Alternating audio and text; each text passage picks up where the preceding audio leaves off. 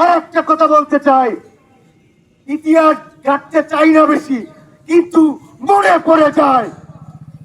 Barrister Zakir ভাইয়ের background check করেন আপনারা, তার ব্যাকগ্রাউন্ডে কি আছে, বাপ দাদা কি করেছে, এটা একটু আপনারা চেক করে দেখেন।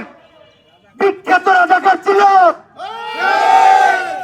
তাকে যদি নমিনেশন দেওয়া হয় তাহলে এই বাগেরহাটের আসন উড়ে যাবে অন্য হাতে। আমি বাগেরহাটের সবার কাছে বিনীত অনুরোধ করবো এবং জনাব তারেক রহমানের কাছে অনুরোধ করব, আপনারা বারবার কেন্দ্র থেকে বলছেন যে দলের দুর্দিনে যারা ছিল, দলকে যারা টিকিয়ে রেখেছেন তাদেরকে মূল্যায়ন করবেন। 5 তারিখের আগে একটা মিছিলের শেষ প্রান্তে যে লোকটা ছিল তাকেও দল মূল্যায়ন করবে। এই নাকি দলের মূল্যায়ন? এই কি হলো দলের মূল্যায়ন? যে যত হামলা শিকার হচ্ছে, মামলার শিকার হচ্ছে, গাড়ি বাহনে হামলা হয়েছে, দলের দুর্দিনে তাকে নমিনেশন দিয়েছেন, দলের দুর্দিনে কেন সে থাকতে পারবে না?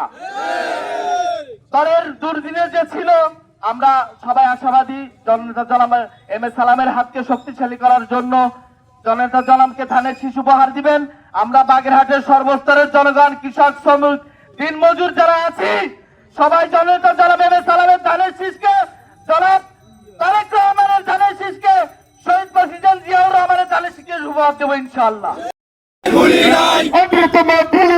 দুর্দিনের সালাম ভাই, দুর্দিনের সালাম দেন, সালাম দেন, আমরা তোমায় ভুলি নাই। দুর্দিনের সালাম দেন, আমরা তোমায় ভুলি, সালাম দেন, আমরা তোমায় ভুলি নাই। আমরা তোমার ভুলি নাই।